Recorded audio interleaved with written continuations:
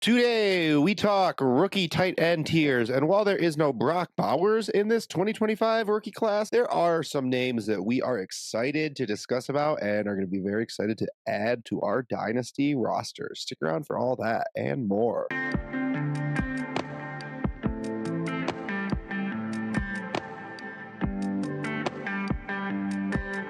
And welcome into the Dino Construction Podcast. Got the whole band together. David, JP, Justin, happy to hop right into it. Already talked about the Super Bowl in our last episode we recorded tonight. So without further ado, hit that subscribe, and let's hop into tier one. So tier one wide receivers, we got the big Big Ten names. Colston Loveland, Tyler Warren. Not any particular order we have them ranked as of now, but I'll ask you guys after you're done making your cases. Go ahead and pitch me on Warren, David. It shouldn't be too hard to pitch you on this guy. He's just an outstanding player, finishing his fourth season. Won the John Mackey Award for Tight End of the Year, first team All-American. Did play some QB in high school. The athleticism is there. Oddly enough, he had 6 passing attempts for 35 yards and 1 touchdown, which for a tight end, that's more than you'd expect him to throw. Also had over 100 catches, over 1,200 yards. 2.77 yards per out run, pretty good even for a receiver. 19 missed tackles forced, 25 rush attempts for 218 yards and 4 touchdowns. So, he gets moved around, he gets used in a lot of ways, but also very productive as a receiver. Not the best blocker at this point, but certainly has the frame to grow in that area. I don't expect him to be a slot only, a receiver kind of tight end. I think he'll get on the field pretty much all the time. Definitely pretty excited for him and to see where he ends up landing. The numbers this guy put up, nothing short of spectacular in a tough Big Ten conference. In that same conference, what was Colston Loveland able to do that's got us so excited about him, JP? Well, this guy is really young coming out of college. Today, he's only 20 years old. He turns 21 in April. But as a sophomore, when Michigan won the national championship 2023, he had 649 receiving yards and 4 touchdowns that year. And that was with J.J. McCarthy there. Even with McCarthy, they weren't a real high-flying offense. So in a pretty run-heavy offense, 650 receiving yards when you're 19 years old, that's pretty darn impressive. This year, it was not quite as good. I heard that he had a shoulder injury, but also that passing offense overall just took a massive, massive dip. I mean, they were switching through quarterbacks. I mean, every couple of weeks they had a quarterback that was a running back pretty much for a stretch of the year, but he still had 56 receptions for 582 yards, 5 touchdowns. He pretty much was their only weapon in the receiving game. But he's one of the rare guys that I've heard. He was a tight end in high school. Most guys, they kind of grow into it in college. Like you said with Tyler Warren, he played QB. But there's a lot of nuances to Colston Loveland's game where he knows how to find the open space, and I think that comes from playing tight end exclusively for a long time. He's only got 2 drops on 82 targets. And from what I hear, people talk about how good he is at adjusting towards the ball in the air. So I think that this guy, you see him in NFL draft circles talked about in the first round conversation everywhere. I just think he's going to be a darn good player, and I don't think he's going to get outside of that first round. And in tight end premium leagues, maybe he could even creep into the first round there if he gets a good spot. Was going to touch on where we think we're going to be taking these guys in our stock 1.75 tight end premium. And is that first round draft capital something we're considering on both of them for you then, JP? Warren is essentially a lock for me. I mean, I see him mocked to the Colts a lot, which kind of sucks for that situation, but I think the talent is too good. I think he's going to be a first rounder in tight end premium leagues. Colston Loveland, I have him more as a fringe, early to mid. We'll just see how he tests and what the landing spot is there, though. David, do you agree with that prognosis? Warren for sure, Loveland considering it? Yeah, I think Warren might even be in the first round in some non-tight end premium. We'll have to see how that goes, though. Loveland, especially if he gets first round draft capital, then I would expect him to be in the back end of some first rounds. But it is a deep class with all the running backs, so I could see him slipping into the early second with first round draft capital. Be interesting to see, though. I definitely think they could both go first in a lot of drafts. And I think you guys kind of answered the question I was going to ask next. Warren, the obvious one for both of you guys, JP? Yes. David? Yeah, I like Warren more. All right, so both studs. Warren, the cream of the crop. Moving on to tier 2 here. This 3-man tier starts with Harold Fannin Jr., Elijah Arroyo, Super Bowl stud, and Mason Taylor. Start me off with Fannin Jr., David. Yeah, we almost put him in a tier by himself here. Maybe he deserves it, to be honest. Outside of Janty, probably probably had the most impressive statistical season. 117 receptions, over 1,500 yards, 10 touchdowns, 3.76 yards per route run. That's a wide receiver, right? That's great for a That's wide a wide receiver, right? That's really good for a wide receiver. Incredible for a tight end. 34 missed tackles forced. He's got What 33 conference? career carries. I don't even know if they're MAC, are they? Conference USA or something? I don't know. It's at Bowling Green. So, That should be Mac, I believe. yeah, definitely not the best competition, but very impressive. Kind of has like Kyle Pitts vibes, which I know some people might not like to hear. But if we're talking about being able to draft this guy in the mid to late second of a rookie draft, that's a lot more palatable than where Kyle Pitts went. I do think we would be pretty happy with that pick. Like if you took Kyle Pitts at the 208 instead of the 105, you'd probably be a lot happier. Yeah, we would much happier, and I think we'd have a lot less sunk cost fallacy on Kyle Pitts then as well. And next guy we have in the tier, your super senior bowl riser. Talk to us about Elijah Arroyo a little bit, JP. Yeah, even before the Senior Bowl, I started to hear some scouts talk really, really highly about this guy. He is a really darn good athlete. From what I hear, is that he just has really good lateral ability as well as long speed. I think I saw on GPS tracking that these were the two fastest guys, Harold Fannin Jr. and Elijah Arroyo. But I think Arroyo, he was just a hair behind Fannin, but that's at like 10 pounds heavier than Harold Fannin Jr., who we still just see official measurements, but we see Arroyo's listed in the mid to high 240s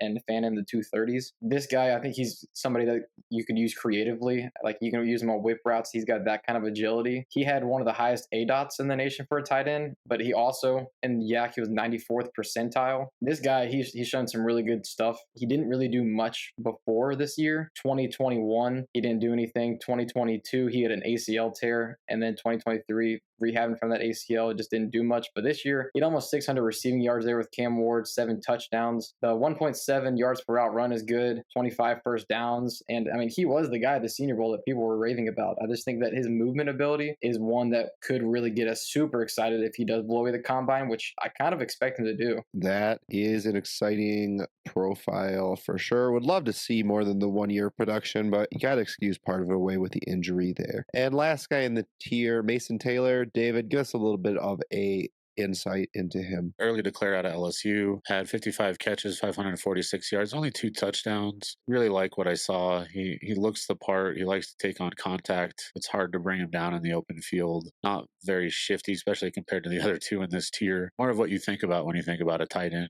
moving with the ball. 1.23 yards per run, not great, but not bad. I think the big thing with him is I've seen a lot of draft hype, a lot of, scouts and things projecting him in the second round even. Some even have him as tight end 3. So if we see that, it's hard to ignore what the NFL is telling us, especially with a guy who looks the part. So question on that though is, are we talking about tight end 3 in the NFL draft, but along the veins of insert name of Tip Raymond? Draft capital is there, but this is a guy we expect to be a more tight end blocking and everything, not the pass catcher. Is that why we're getting the buzz on him, do you think? Or is this a guy that you think can do it for us as fantasy players just as well, and that's exclusively why he's going there, or somewhere in between those two? I think he'll be able to do it for fantasy as well. I don't think he has the big play upside like Arroyo and Fannin in this tier, but I think he's going to be consistent. I think he'll, especially in tight end premium leagues, I think he'll be a good check down, a good over the middle guy, a good security blanket for his quarterback. So I do expect him to be solid for fantasy. Maybe doesn't quite have the upside as these other guys though. All right, and last question on this tier. I think I already know who you're going to say, David, so I'll go to you first just to see if I'm right. Which of these guys do you think is most likely to be the tight end 3 when the NFL draft is said and over? Make your prediction. Tight end 3 for us or in the NFL draft? For us. I think Fannin will be. And JP? Yeah, I'm the same. We definitely consider putting him in his own tier here, but just due to the smaller competition and the size concerns, that's why we just have him here for now, but that could change. If the NFL tells us they have a vote of confidence in him, that definitely will change things. But yeah, Bowling Green and the MAC, it's a little tough. Definitely understand the difficulty, and that's why it is hard for us to give him the respect he deserves. Just kidding. No, I think everybody is a little trepidatious. Tier 3, we have 3 guys coming in: Gunnar Helm, Oronde Gadsden, and Terrence not Turd Ferguson. Tell me a little bit about Gunnar Helm, JP. I could argue that he had maybe the third most impressive year out of the tight end position. I can make an argument there because, I mean, he had almost 800 receiving yards this year, 7 touchdowns. It was a true breakout year. And from all the scouts, they rave about this guy as a yak threat. I think he's top 3 in yak per attempt out of the tight end position. I think he's just a darn good receiver. It's going to translate, in my opinion. I've heard that he's a decent blocker, not great. I don't mind hearing that because I don't need him to be a Tip Raymond, just exclusive blocker kind of guy. But he had 12 missed tackles for us, which that's one of the highest numbers out of this entire class. It looks like it's behind Fannin and Tyler Warren. This guy, I just think it's space. He's really creative, and he's going to do a lot in the NFL with helping move the chains. 35 out of his 60 catches went for a first down. He only had 2 drops on 73 targets. The thing is, though, is last year, years before, he really did not do much at all. Jatavian Sanders was a year younger than him, and Jatavian Sanders was the alpha in the room last year. And that kind of what cleared the way for what we saw this year from Gunnar Helm. So I'm a little bit worried about that. But maybe he just really took a big step forward. And I've heard Steve Sarkisian talk about that, how he's really focused in and got the details down. So I think that he is a guy that has receiving upside for sure. And definitely a program and coaching staff we know is capable of developing NFL talent. David, tell me a little bit about Gadsden. Don't want to try to pronounce his first name a second time. I'm pretty sure it's Oronde. One thing you'll love about him, he's son of former NFL wide receiver Oronde Gadsden Sr. Legacy player. There you go. Man, you got to say from Mason Taylor, too, son of Jason Taylor. Yeah, there you go. I guess I didn't realize that, but cool. If Helm didn't have the third most impressive season that Gatson probably did, over 100 targets, 73 catches, almost 1,000 yards, just shy of 2 yards per out run. So definitely impressive there at Syracuse. They did throw the ball a ton, though, so I'm sure that helps to inflate his numbers a little. But that production's hard to ignore. Son of a former NFL wide receiver, so he's got a good mentor and learning how to run routes and things. I've heard some draft hype for him, so we'll have to see where he ends up going. If he has a path to production, though, I think he'll be pretty interesting for fantasy just because of his receiving production profile. Yeah, I think that there is some upside there, and he's definitely worth mentioning here. But I've heard a lot of people, they just don't think that he can cut it at all as a blocker and that he might be more of a slot wide receiver. But I mean, if he is a guy that really impresses, I think Evan Ingram, he's been kind of used like that. I think there is that kind of upside, but I do think there's concerns with his size. He came out of high school as a wide receiver. He's been kind of used. I've heard that I think like 70% of his utilization was in the slot. If he gets that, that's great though, because that's a cheat code for fantasy. So I think it's definitely worth an upside swing. But I think we have to check on the draft capital here for sure. Draft capital, landing spot, more important for tight end than any other position. And last guy in tier 3, tell me about Terrence Ferguson, JP. He is not related to Jake Ferguson, by the way. At first, I kind of was curious, so I had to look. But I think he's a solid receiving tight end. He's coming out after his 4th year. He's been fine as a receiver. He had almost 600 receiving yards this year, 3 touchdowns. His yards per route run's pretty good at 2.04 and 8 missed tackles forced, 31 first downs. I think I've heard a lot of people talk about in 2023 that he was much better with his ball skills, but I heard this year for some reason he took a step as a blocker, but that he really wasn't attacking the ball a whole lot, but that he has athletic upside though for sure. And I mean, if he's able to block and be a full-time guy, I think he could develop down the road, but I think that's kind of more of a long play for him. But I have to see for sure, because if he gets 3rd round draft capital, surprises us there, then I probably will, be more interested in him. But right now, I think that he's more just an all-around guy that might look for in his 2nd or 3rd year in the NFL. Potential a little bit more of a project play, sounds like. I'm not original, so I'm going to ask the same question here. Out of this group, if you had to place a bet, which of these 3 guys is going to be at the top of this tier, or more likely to even possibly rise to the next tier? Who is your guy today? I'll start with JP this time. I think I will go with Helm because I think he might be, but I think he's more well-rounded than Gadsden, and I think he's got a better receiving skill set than Ferguson, so he'd be the guy I go with. Yeah, I actually agree with JP on this one. I would also go with Gunnar Helm for the same reasons. I don't think he's fast enough, and I only like really fast Texas players. So I disagree just off of that principle, but no, just kidding. Long little bit we got going on here. And moving on to our last tier, so qualifying this last tier, these are guys that we are expecting to, take later round flyers on. We're not expecting these to be guys we're incredibly confident on wanting to take in even the 3rd round of a rookie draft. These are probably more 4th round undrafted free agents in our, waiver wire bid type of guys for our current evaluations. But 4th round and waiver wire tight ends, you can make some profits on those guys. So want to make sure to get you some information on them. And those 3 guys are Mitchell Evans, Benjamin Jurasic, like Jurassic, right? That's how you told me to say it. And It's Luke your Lacey. Rostic, I think. Ah, Was the that was actual, close. yeah, you have what everybody else thought and what I thought prior. You know, I'm not going to try to say that one again. So Mitchell Evans. Got it. Tell me about him, David. Yeah, I'll be quick on these guys because, well, they're not that impressive, to be completely honest. Mitchell Evans comes from Notre Dame, though, kind of a tight end factory. Finished his 4th season. He didn't have a bad year. 43 catches, 418 yards, 3 touchdowns, 1.39 yards per out run. Pretty solid. I do think, especially being a Notre Dame tight end, if he's able to test well and then gets decent draft capital, he's going to be worth taking a flyer on. Like after the top couple guys that are strong, there's a lot of tight ends worth taking a flyer on. So it'll be interesting to see how this all sorts out over the next couple of months. JP, educate me. How do I say Benjamin's name? And tell me a little bit about him. Yeah, I mean, I always thought it was Urasek, like you said, but I've recently learned that it's Urasic, not Urasek. Anyways, fun fact about him is his great grandfather was credited with inventing the baby carrot.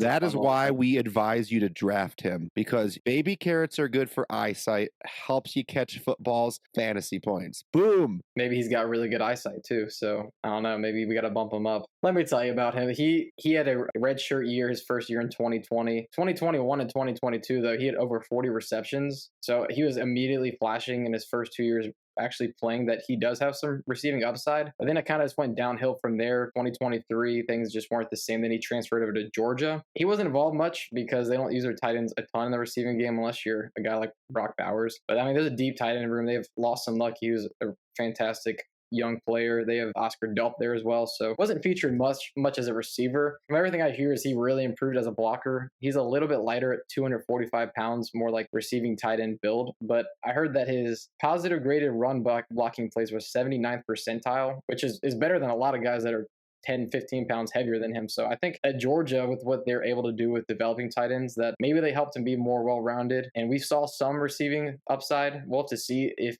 he impresses as an athlete. But I have heard that he could be a sneaky, really good athlete. So I'm very curious to see how he does there. And tell us about our last guy, a Iowa tight end. Is he going to follow that pedigree? Yeah, I mean, a big reason we have him here is because, well, he's an Iowa tight end, and much like Notre Dame, they're kind of a tight end factory. He didn't have a great year this year, only 28 catches, 231 yards, no touchdowns. But in 2022, he was playing alongside Laporta, had more touchdowns, less yards, but still impressive to produce next to a known NFL stud. Did have ankle surgery in 2023, which very easily could have led to the down year in 2024. Someone who had some hype. I've heard some scouts speak highly of him, and he is from Iowa, so would not be surprised if he's someone we want to take a flyer on in our rookie drafts, but definitely not like a normal Iowa tight end. Yeah, not quite as exciting. I heard people talk about at 2022 when he played with Laporta that tape, that based on just that, maybe he would have been a round 3 guy, but just that this year he's more of like a